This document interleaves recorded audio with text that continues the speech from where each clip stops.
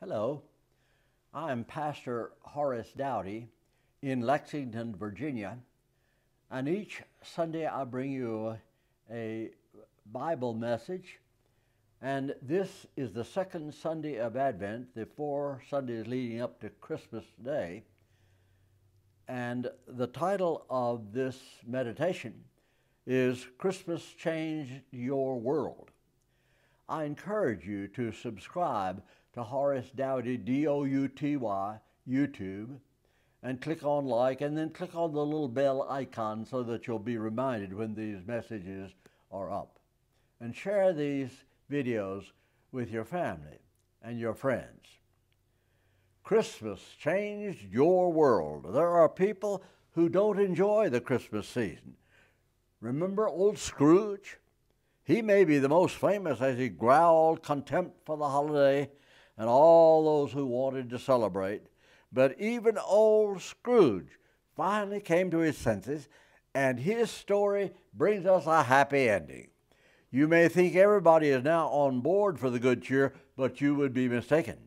Some are not. Listen carefully this holiday season, and you may hear painful words. I hate Christmas. The people that say that are not alone.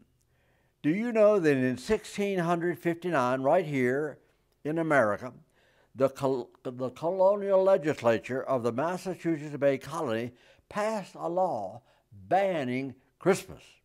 It reads, "Whoever shall be found observing any such day as Christmas shall pay 5 shillings for every offense." Lawmakers were hostile to festivity. It seemed pagan. Now you would think that the common people would riot to overthrow that harsh rule. In England they did, and blood was spilled in the streets before Christmas lightheartedness could be legally separated. We find that hard to believe, but do you realize that until 1856 were the children of Massachusetts allowed to take Christmas Day off from school? Old Simeon there in the temple blessed baby Jesus and declared, "He shall be the greatest joy of many people." I wonder how Simeon knew that. Mary and Joseph, the mother and father, were not impressive. In fact, they stood there dumbfounded, not uttering a single word. But somehow Simeon got it right. The child did have an impact on the world, your world. Start with the day. Without the birth of Christ, this would not be the second Sunday of Advent. In fact, Sunday would not be our day of worship and rest. We would instead observe Saturday, the 7th day of the week. Many still do. In the Hebrew language, Shabbat or Sabbath means 7. Why the change? Jesus arose from the dead on the first day of the week. Across planet Earth, it turns Sunday instead of Saturday into the day of rest. There's more. Without Christmas, this would not be the year 2022. Even though our world calendar is wrong by several years, we date time as before and after the birth of Jesus Christ. Even people who hate Christmas unknowingly honor the birthday every time they write the date. In my communicants classes, I usually ask, "And how long ago was it that Jesus was born?" Rarely does anybody in the class instantly realize that our current date gives the answer, and that AD means Anno Domini, the year of the Lord, and BC means before Christ. Without Christmas, there would be no Salvation Army with their Santas and their bells and their buckets. Many, if not most, charities would not exist. How many orphanages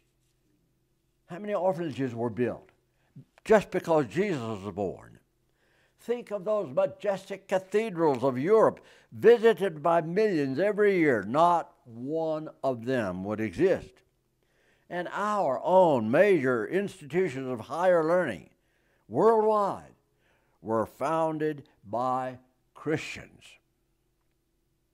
Even our venerable hometown college here in Lexington, Washington and Lee University, would not exist except for the birth of Christ. Christian pastors founded that institution. George Washington made a substantial gift because he considered the Lexington College a seminary, a religious seminary, which at one time it was. Think of all the statues, the paintings, the artwork around the world created to honor the child who was born at Christmas. And the music, Handel's Messiah, and hundreds of great oratorios, or those carols that we love. What would winter be without the familiar tunes warming your heart? Santa Claus himself is a Christian saint, remember. When you put the emphasis on the last syllable of St. Nicholas, it is St. Nicholas, Santa Claus. The Christmas tree, which speaks of blossoms in the snow during Jesus' birth, would never have come into your home. And here in this room, the candles, the lights, the evergreens, the wreaths, can anybody disparage them?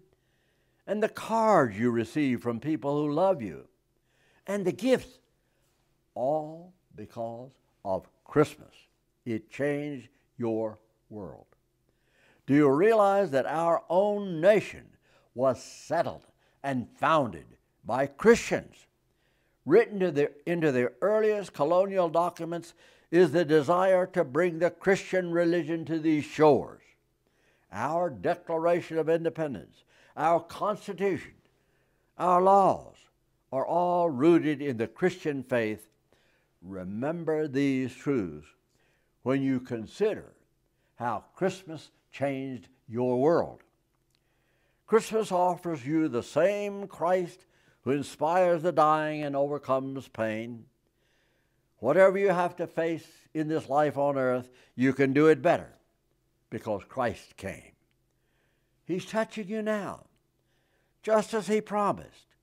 Wherever two or three are gathered in his name, he can bring you happiness and abundant life, even joy, as old Simeon proclaimed 2,022 years ago. Take that joy, that abundant life with you today. That is God's Christmas gift to you. Amen.